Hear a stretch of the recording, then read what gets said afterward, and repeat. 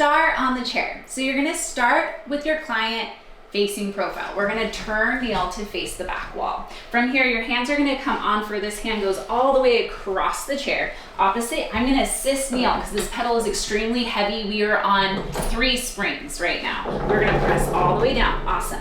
From there, opposite arm goes behind the head, not letting the ribs splay, you're keeping the ribs connected. You're gonna feel up and over, creating this arc to lift the pedal up, feeling the belly connect. Exhale, inhale, come down an inch. We're going back up, exhale, feel that reach. Hello, intercostals and oblique. One more, super heavy, super hard, super advanced.